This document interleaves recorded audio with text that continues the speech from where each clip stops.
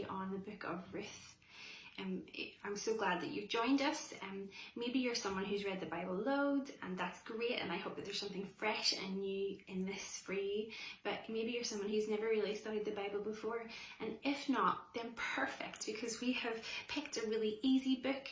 It's quite short, it's got 4 chapters. We're going to do a chapter a week, and it's really just a collection of thoughts some of us girls have around the book of Ruth. We believe that the Bible is the living word of God, that it's alive, and so it speaks to us even today, thousands of years after being written. God speaks through his word, and we just believe that there was something that he wanted to speak to us for this moment. So go ahead, grab your Bibles, maybe a notebook, and you've even got time to grab a cuppa if you haven't already got one.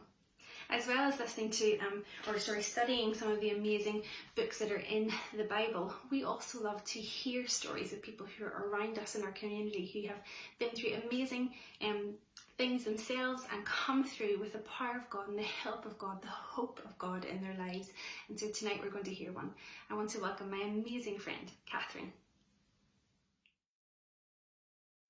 Hi there, my name's Catherine, for those who don't already know me, and I hope you are having a lovely Sunday evening and you have had a nice day today. So we've been enjoying the weather here. It's been absolutely fantastic. It kind of makes these days a whole lot nicer whenever we can get outside a wee bit and ease the boredom and the stress and that. But anyway, I've been asked to share my story today, and so I'm going to do that. It's a wee bit nerve-wracking, so bear with me. And I'm just going to do it in the one take now, because I've had about 1 million, and you are never going to see these blooper reels because they're absolutely awful. So I'm just going to go for it, and if I'm hooing and hawing, these could just listen on. So bear with me. So whenever I was asked to share my story, I was kind of thinking, what do I share? What will I share? I don't know. And then I started thinking about it, and I thought, there's like 1 million things actually I could say. But whenever I heard the theme From Pain to Purpose, I kind of was like, right, I know what I need to share, and it's not going to be easy, and I have to be almost careful too about what I say. But you'll see now whenever I go into it, what I'm talking about. So I'll give a wee bit of background to myself first. I'm 38. Yesterday.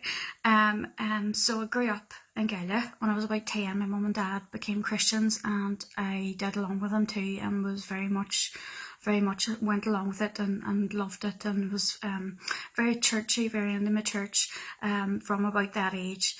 When I was 20, I got married. And in my 20s, I had my lovely children. They're now 13 and 11, and they're fantastic, hard work, but fantastic, and don't regret them in the slightest. They're just amazing wee beings, and so they're doing good. And then unfortunately, when I was about 28, 29, I went through a divorce. As I mentioned before, I'm not going to go into any mad details about that, but I'm just going to talk about how, maybe after that, how it made me feel and how I felt during that. So then I was a single parent then for about 5-6 years. I met my now lovely husband and had a wee baby. And so she's 6 months now. So that's kind of like my life in a nutshell. But what I really want to talk about is the part of the divorce and how that affected me. So when they talked about Ruth and having her being in pain, talking about the pain part first, I just want to share this, not so you all feel sorry for me, or not because you think, oh, that's awful. I just want to talk about it because I know that I'm not the only one, and I know that there's people out there who've gone through pain, and I know that there's people out there who are going through it right now. Maybe you're going through about it right now, and you think it's never going to end, and I am here to tell you that it does end, and there's healing in Jesus. So the pain I want to talk about, and it's almost foreign for me to talk about this now because I am come such a long way, and I have healed so much that sometimes going back there is like, I can't even remember half of it. But I'll try my best. So the pain at that time was a great sense of loss. There was a lot of loss at that time. And the loss was you lost a partner, and I don't care how bad a marriage is, part of you still loves that person, still part of you is wrapped up in that person. You had hopes and dreams with that person, and when that ends, no matter what the circumstances, that's a huge loss. And I really feel like I went through like a grieving period with the loss of the person, with the loss of the dream of the person. I really felt the loss of a family unit. I felt the loss for my children, that their father wasn't going to be there the way we had hoped and dreamed he was going to be. And I just felt that was a huge loss. I just remember one of the huge times I remember is lying in bed and looking across, and there was nobody there on the pillow. And that was massive. And I'm sure people who've gone through loss of a person, a death, or through divorce, they can understand how that feels.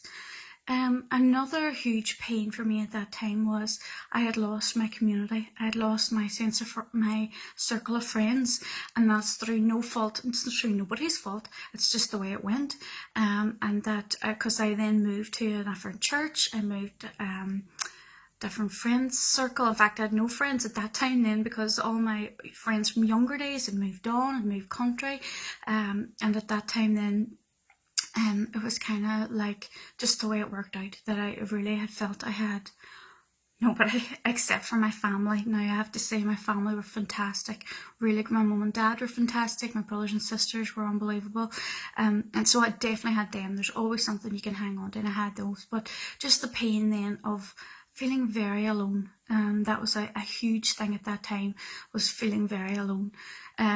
So I remember that. I also remember kind of the loss of my identity, the loss of who am I now.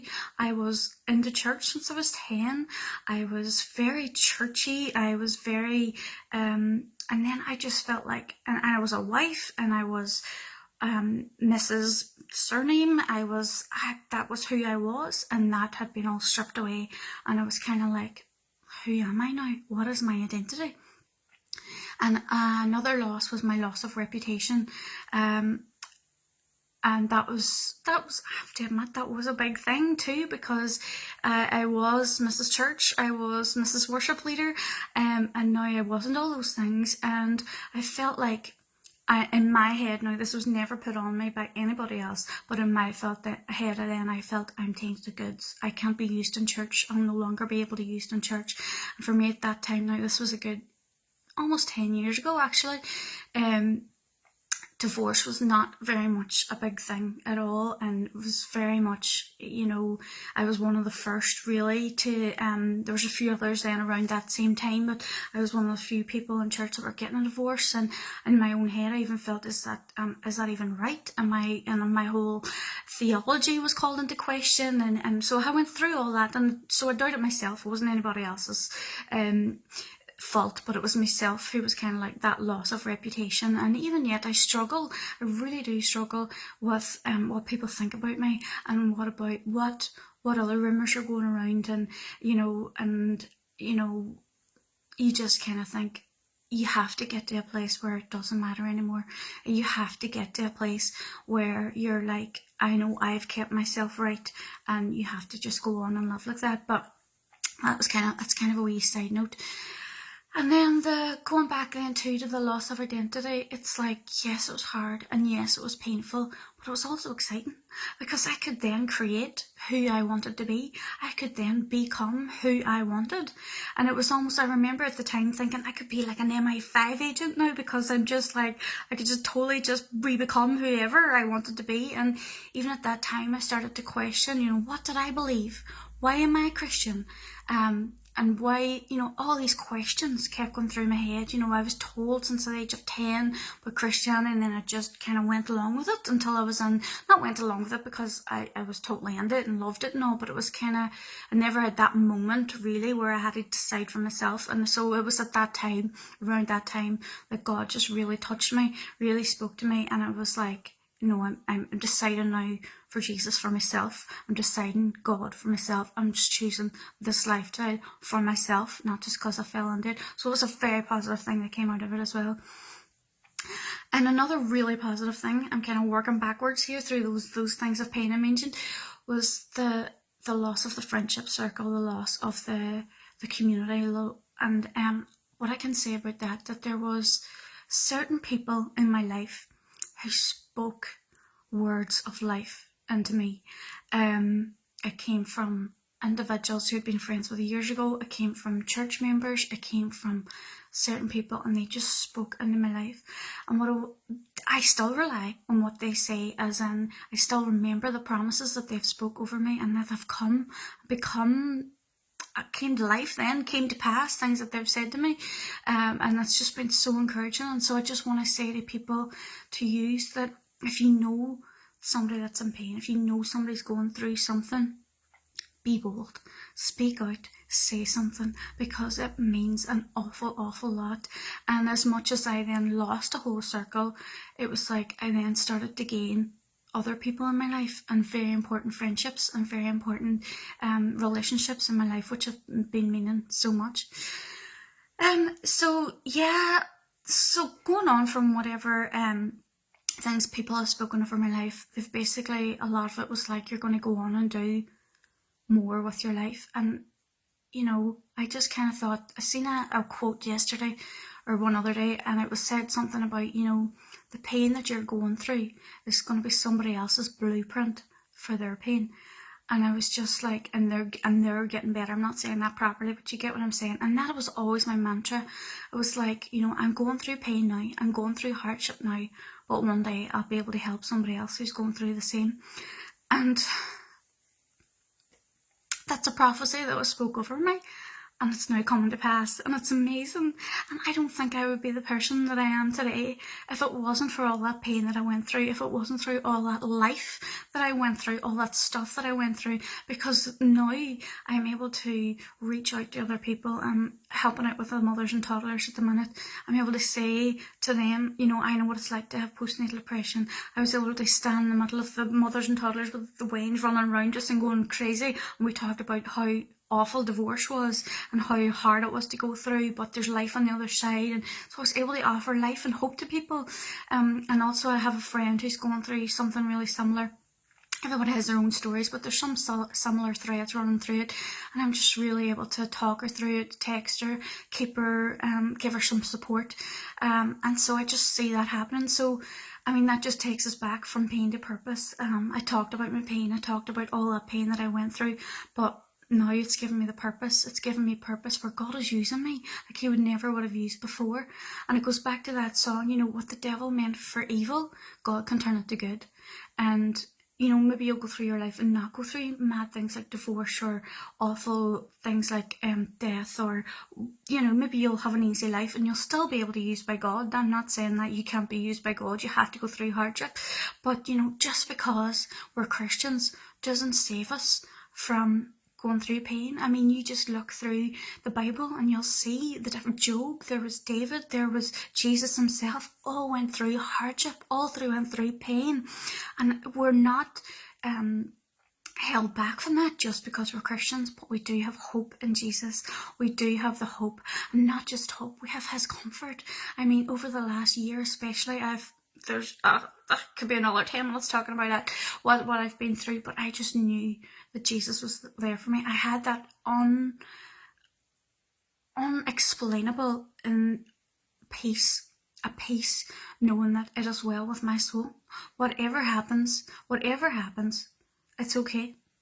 That Jesus is beside me. He's my comforter, he's my strength, and I will get out the other side. Everything is for a season. And so that's what I just want to encourage you with today, that if you're going through pain right now, it's only for a season, that it will pass and God will use it. When you surrender it to him, when you give it to him, when you give him your pain, he heals you. And it might take a while, it might take a long time, but you'll get there. Okay, well, thanks for listening, and I hope it helped you in some way. Okay, bye. Well, thank you so much, Catherine, for sharing that story with us and for being so vulnerable and open with us. And there is just something so beautiful about people sharing in vulnerability. It gives us permission, doesn't it, to share the stuff in our lives. It doesn't always look perfect or goes according to plan, but I love that when we share those stories, that it gives us permission to feel like we're normal, that life happens. but God is so good and so gracious that he meets us in our normalness and in our mess, and he can transform any story. And really that is what the story of Ruth in the Bible is about. I'm going to invite you guys to turn to Ruth if you have your Bible there. It's not too far along. It's pretty tiny, so you could miss it. It's just after Judges. And it's before Samuel, if that's helpful. And if you hit sort of Psalms and all that, you've gone too far. It is quite small, but it's packed with just goodness. It's packed with just the power of God.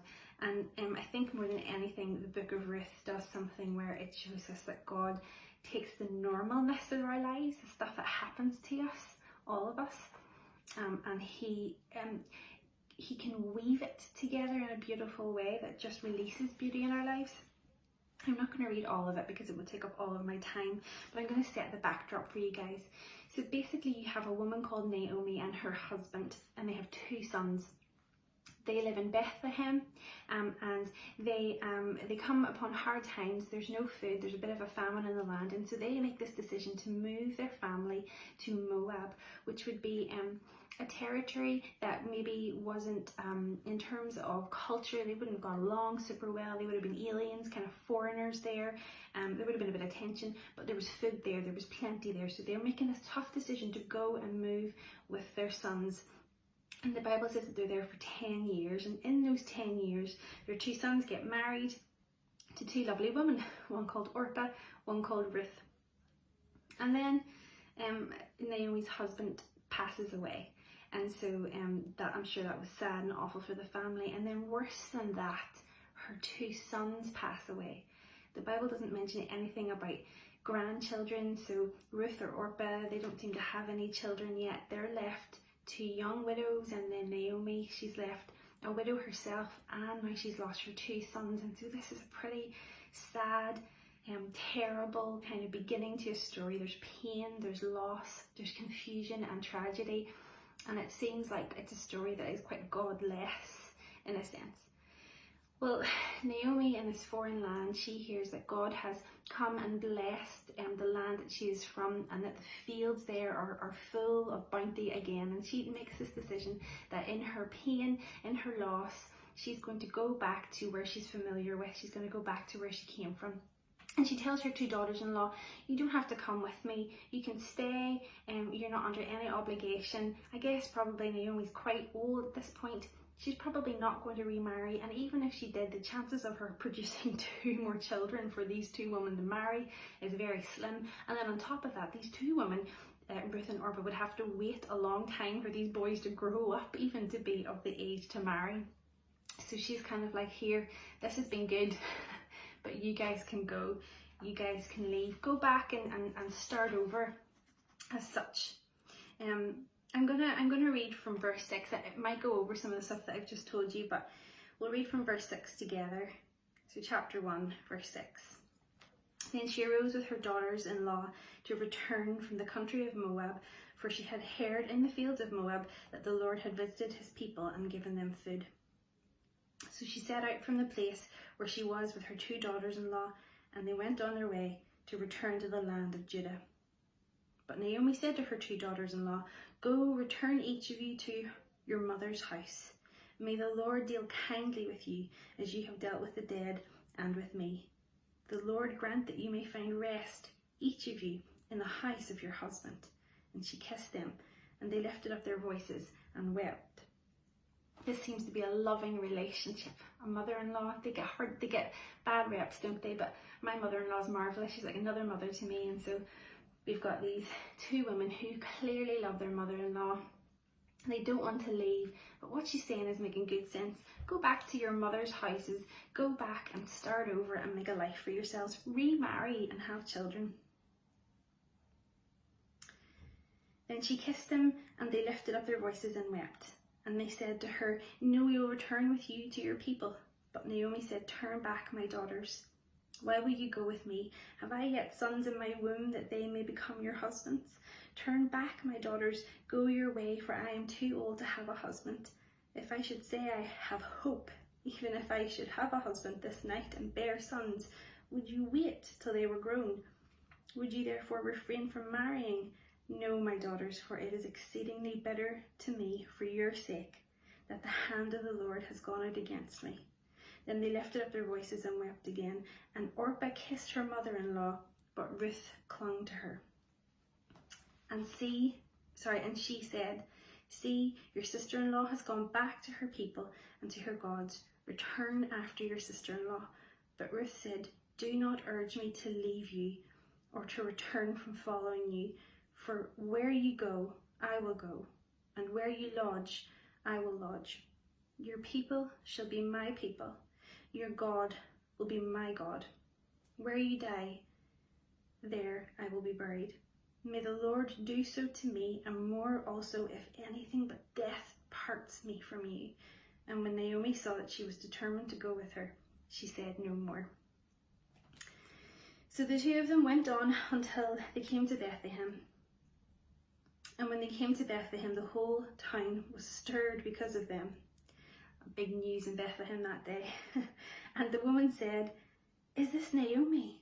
She said to them, do not call me Naomi. Call me Mara, for the Almighty has dealt very bitterly with me. I went away full, and the Lord has brought me back empty. Why call me Naomi when the Lord has testified against me, and the Almighty has brought calamity upon me? So Naomi returned, and Ruth the Moabite, her daughter-in-law, with her, who returned from the country of Moab, and they came to Bethlehem at the beginning of the barley harvest. So that's important to remember that bit for the weeks to come, that it was the beginning of the barley harvest. Well, there's so much in there, and obviously it's a hard chapter to start a book with, because it feels like this just place of desperation and pain, and the language that Naomi uses, that God has turned against her, that she left and went to Moab with her husband and sons, and she was full, her life was full, and now she feels like she's returned back to her home, just empty, desolate, devastated, sorrowful and bitter. And it's really interesting there that the name, she says, don't call me Naomi, call me Mara. Naomi means pleasant and Mara means bitter, so she literally changed her name. Well, there's just a couple of things I want to pull out really fast from this story. I'm not a theologian, I'm just someone that has a passion about reading the books of the Bible and reading the words in there, and believing that God has this amazing ability always to take any story and to turn it around, and there's so much that we can learn from this story. So we've got these two daughters-in-law, Orpah and Ruth, and again, just important that neither of them were obligated to stay with their mother-in-law. Orpah, very reasonably so, goes back home. She makes that decision. She goes back to sort of start over. She can remarry, she can have children, she can have a life and a family. And there's nothing wrong with that. In fact, it probably makes really good sense. But Ruth in this moment chooses something different. She displays this sort of tenacity and ferocious loyalty that we don't often see displayed, and when you do, it's just so notable, isn't it? I love loyalty. There's I don't know if you guys have family crests, but my family crest, I grew up as Steph Adair, and my family crest, the Adair, it has the laurel wreath, and our motto as a family is loyal until death. And I just grew up always believing that there was something so noble about that. There's something noble about loyalty, and it's not something that we see displayed too often, unfortunately. But there is something here in her of loyalty to her mother-in-law, and also a loyalty to God, where she talks to her mother-in-law about where you go, I will go, your people will be my people, and your God will be my God. You know, I think it's probably fair to imagine that these two women who wouldn't have been brought up serving and loving the God of Yahweh, who we know to be God today, they would have had other gods kind of in their tradition and in their background, but probably when they married Naomi's sons, they would have adopted the religion and the religious practices of the household that they married into, and so they would have got to know this Yahweh, this God, and they would have got to know his character and his personality. And I probably see something in Ruth here where she's fallen in love with that a little bit. She's understood that this is the true God, that this is the God who created the heavens and the earth, that he is all powerful, almighty, and she sees something in him that is so beautiful and worth pursuing and worth going after. And so, yeah, not only does she just trust in her mother-in-law and follow her mother-in-law, but she's trusting in God in this. And I love that she decides to trust God with her story. And I think that God can do so much with us when we trust him with our stories. We, as a community at Foyle Vineyard, have this beautiful compassion project called Boxes of Hope, and it's my favourite, but don't tell anybody. But it was our first ever one, and it was just a really beautiful practice of, we put these boxes together every month, and we it started off with just Foyle Women's Aid, and we've grown it to work with a couple of different agencies in the city, but we don't know who these boxes go to, the nature of them, particularly at Foyle Women's Aid. It's very anonymous to just maintain the dignity of the women that are there. But they get a box and it just has a nightie and socks and some toiletries and some sweets and treats in there for them to just feel good. And sometimes they arrive at the shelter there with nothing, and so it kind of gives them some little emergency supplies to keep them going. But most importantly, at the very top of the box is a little postcard, and I didn't mean this to be as slick as it is, but it just fell out of my Bible as I set my Bible down. This is the little postcard that sits on top of the box, a box of hope, and it just has a little sentence at the back. It says, "At Vineyard we believe in story, that your story is important. Sometimes our stories don't look like we imagined they would, but stories are made of sentences and chapters, and one sentence can change everything. As a community, we believe in a loving God who also says that you are important and longs to break into your story, bringing life and releasing hope and helping you to live a better story." And I think what's really beautiful about that is we just have to trust when we give these boxes out. We'll never really know who they get to or if they're impacted by them. We've heard one story in 5 years of someone whose life was transformed and it was massively propelled by getting this box and having a sense of hope restored to them. But we just have to trust God that he is so good, that he loves to redeem our stories, and he doesn't just want to redeem our stories, but the stories that we invest in, the stories that we give ourselves to, the stories that we kind of pepper with his love and his grace and his hope, that's enough, that he can take that and he can rewrite those stories beautifully. And so yeah, that was my first thing, was that God can do so much with us when we trust him with our stories. But I want to go back to this part where she's so loyal and models just real beautiful servanthood to her mother-in-law. The reality is Naomi is alone in the world. She doesn't have anyone else, and just the posture of Ruth, where she decides that even though this is a sacrifice for myself, and I'm in pain, I'm in anguish, my life doesn't look the way that I planned it would either, I'm going to decide to put her needs above mine. I'm going to choose to serve her and love her anyway. And I think that the first thing that we take our foot off, the first pedals that we take our foot off as such, when our lives are surrounded by pain and confusion and circumstances kind of close in on us a bit, the first pedals we take our foot off can often be servanthood and sacrifice. And I think of even this just environment that we're in at the moment, that we find ourselves with COVID-19, where it feels like the world has just come to a standstill and we're trying to figure out what's going on, what's happening. There's lots of anxiety and fear and stress and uncertainty, and I think sometimes we can go into self-preservation mode, can't we? We can just think about I need to look after me and mine, and that's totally understandable. Just like Orpah, the way she went back, she kind of had a decision to make, and she decided, well, I can go on with my life, I can look after myself and my own interests, and of course there's nothing wrong with that. But I just think that there's something so incredibly potent and powerful about sowing the seeds of servanthood and sacrifice in the soil of disappointment and in the soil of pain. And I think God always honours and always loves when we posture ourselves that way, when we decide to press in all the more to servanthood and love. But I think he really is like a double portion of blessing on it, isn't it?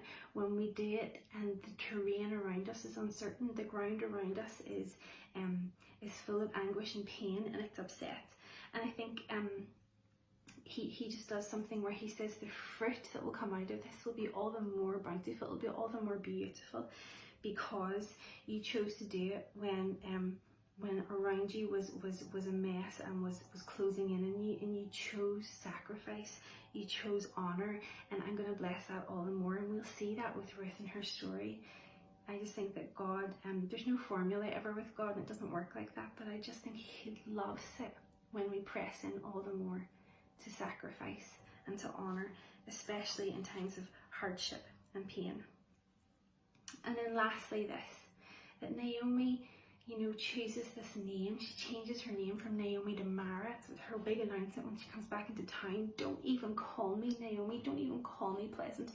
I'm incapable of being pleasant right now. Such is my pain. Such is the weight of my grief. And I totally get it. I totally get it. I don't know if you ever lost anyone, or if anything, if you've ever experienced pain and loss and tragedy in your life. It can feel in those moments like this is it for me, this is my identity, this is what I'm going to feel like for the rest of my life. But the thing that I feel like we have to do is decide to not partner with that. Faith looks like believing that God can and he will show up and do something incredible in those moments. And it might not be overnight, but that joy will come in the morning. And sometimes what we do is we decide that these moments of pain, that these moments of tragedy in our lives, or even now what's happening around us in the world, that this is it for us now, this is our identity. We hear people talking about the new normal. This isn't normal. This is painful. This is hard, but it's not normal. And God is still good. God is still capable of taking the pain in this story and in these hours and in these days and beautifully transforming it into something else.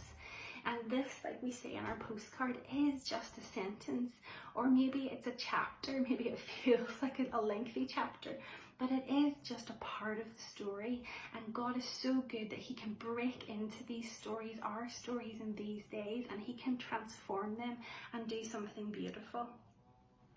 We have this sort of thing that we do sometimes, we're in moments of tragedy and pain, where we set up home, we set up camp, and we kind of send out the postal address and say, this is where you can get me from now on.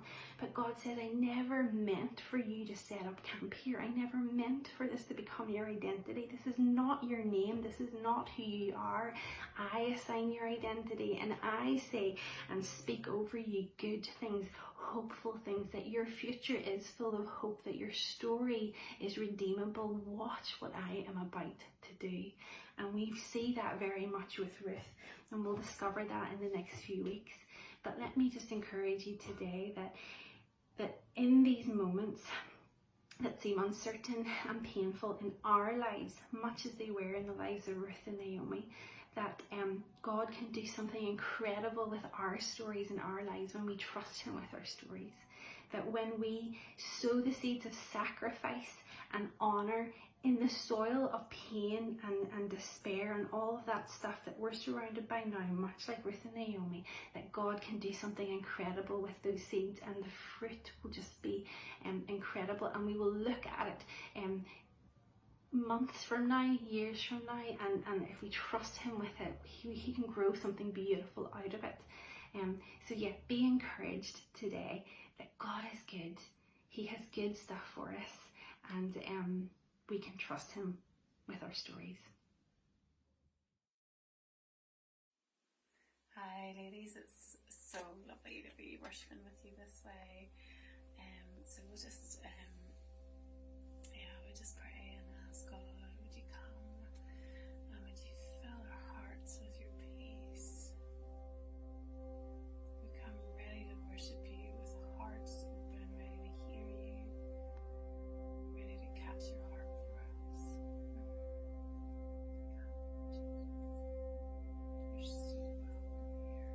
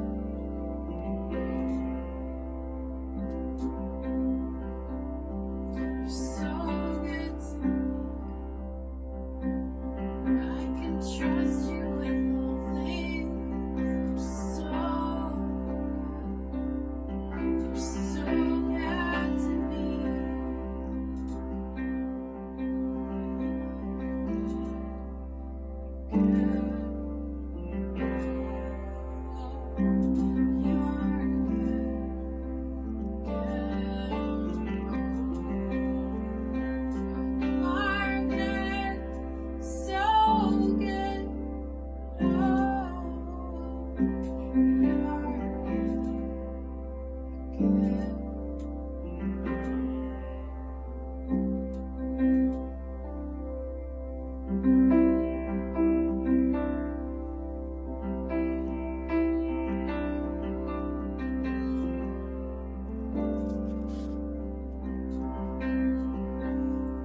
unravel me with a melody.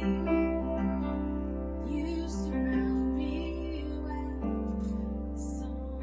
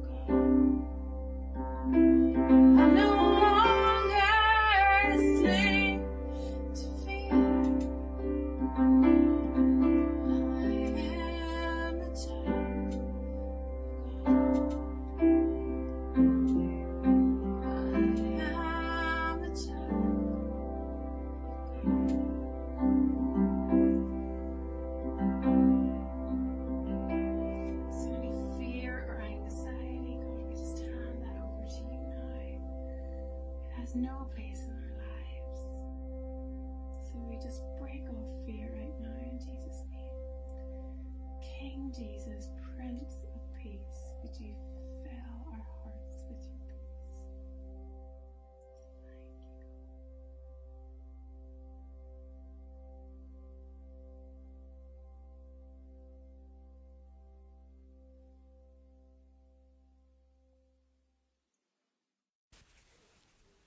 Yes, so God, we say we trust you with our stories.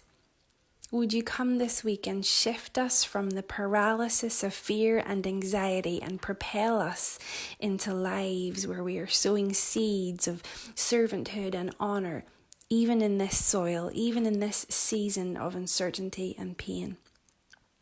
And would you prevent us from ever setting up camp here? That instead we would give you permission to come and beautifully restore and redeem our stories, to repurpose them, and to just give us beauty from ashes. God, you're good. We love you. We want to know you more deeply and more closely in these days. And so we just give you our lives all over again. Amen.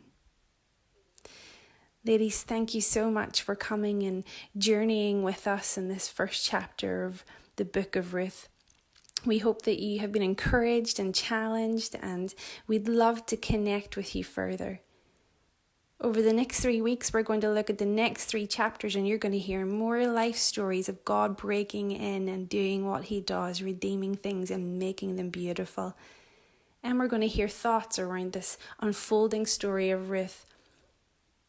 We'd love to encourage each of you to read this on your own and make notes, and then let us know what your thoughts are. Comment below the video or send us some messages. We'd love to connect further. We love getting to do community, especially in these days, and pressing in all the more to just journeying this life that God has called us to together. Peace to each of you today.